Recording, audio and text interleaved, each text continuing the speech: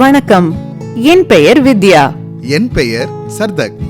குழந்தைகளின் உயர்கல்விக்காகவோ அல்லது சொந்த வீடு கட்டவோ, புதிய தொழில் தொடங்கவோ, வாகனம், டிராக்டர், விவசாயம் என எதுவாக இருந்தாலும் சரி, வாழ்க்கையில் ஒரு கட்டத்தில் கடன் வாங்க வேண்டியிருக்கும்.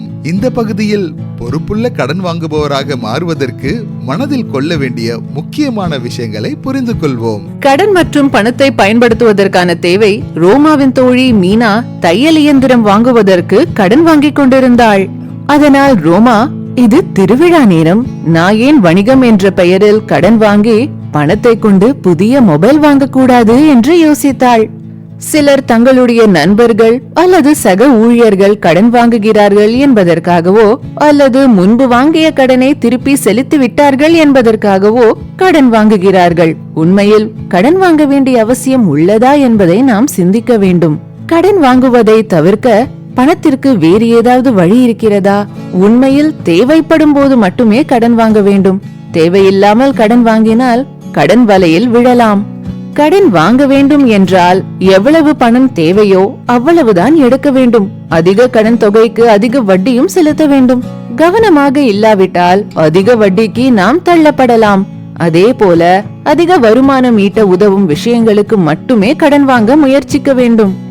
வணிகத்தை விரிவுபடுத்துதல், குழந்தைகளின் கல்வி போன்றவை. கடன் பணம் கிடைத்த பிறகு பணத்தை புத்திசாலித்தனமாக பயன்படுத்த வேண்டும். கடன் பணத்தை தேவையற்ற செலவுகளுக்கு செலவிடக்கூடாது. கடனுக்கான ஆதாரங்கள், அதாவது எங்கு கடன் வாங்குவது என்பது பற்றி. பாலாவுக்கு விவசாயத்திற்கு பணம் தேவைப்பட்டது.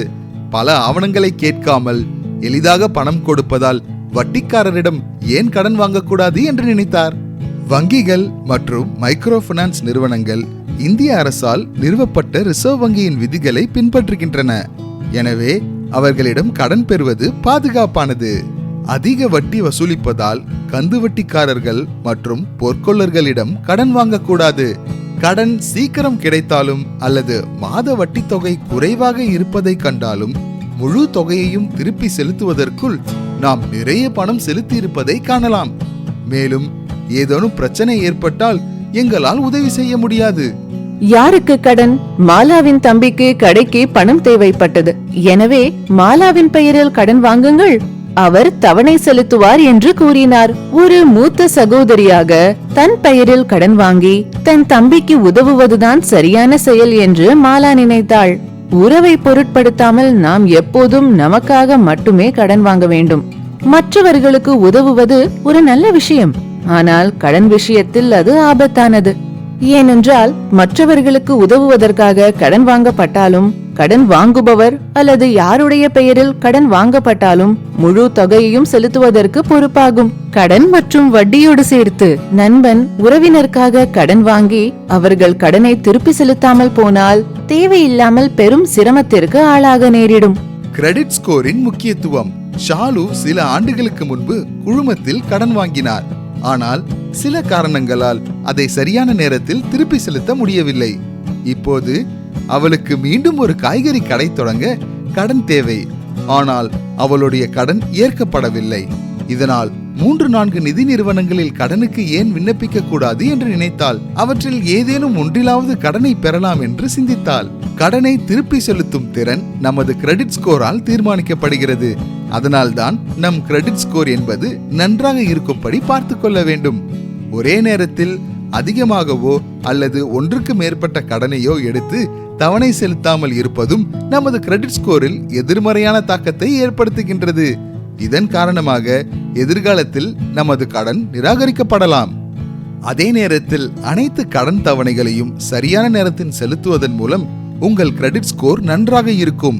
இதன் காரணமாக எதிர்காலத்தில் நீங்கள் கடனை எளிதாக அங்கீகரிக்க முடியும். மேலும் அதிக கடன் தொகையை பெறலாம் மற்றும் குறைந்த வட்டி விகிதத்தில் கூட பெறலாம்.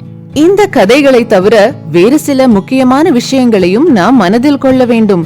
கடன் விதிமுறைகளை, கடனை பெறுவதற்கு முன் அனைத்து விதிமுறைகளையும் நிபந்தனைகளையும் சரியாக புரிந்து கொள்ள வேண்டும். வட்டி விகிதங்கள், எவ்வளவு காலத்திற்கு தவணை செலுத்த வேண்டும், தவணை பணத்தை எவ்வாறு செலுத்த வேண்டும், ஏதோ ஒரு காரணத்திற்காக தவணையை செலுத்தாமல் போனால் எவ்வளவு அபராதம் செலுத்த வேண்டும், கடனை செலுத்திய பிறகு ரத்து செய்ய முடியுமா முதலியவற்றை நாம் தெரிந்து கொண்டிருக்க வேண்டும். கடன் காலம், கடனை பெறுவதற்கு முன் தவணையின் மொத்த திருப்பி செலுத்தும் காலம் குறித்து நாம் சிறப்பு கவனம் செலுத்த வேண்டும். கடன் காலம் எவ்வளவு அதிகமாக இருக்கிறதோ அவ்வளவு வட்டியும் செலுத்த வேண்டியிருக்கும். கடனை சீக்கிரம் திருப்பி செலுத்த முயற்சிக்க வேண்டும். கடன் விண்ணப்பத்திற்கு தேவையான ஆவணங்கள் பொதுவாக ஆதார் கார்டு, பான் கார்டு போன்ற ஆவணங்கள் தேவைப்படும்.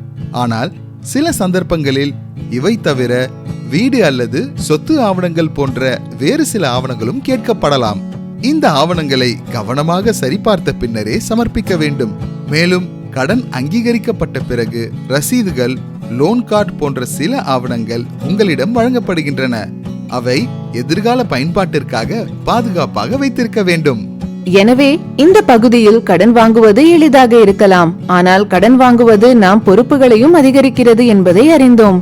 எனவே கடனை விரைவில் திருப்பி செலுத்தி கடன் வலையில் சிக்காமல் இருக்க நடவடிக்கை எடுக்க வேண்டும். இந்த பாகத்தில் அவ்வளவுதான். அடுத்த பாகத்தில் இன்னும் சில முக்கிய விஷயங்களை பற்றி அறிந்து கொள்வோம். அதுவரை நன்றி, வணக்கம்.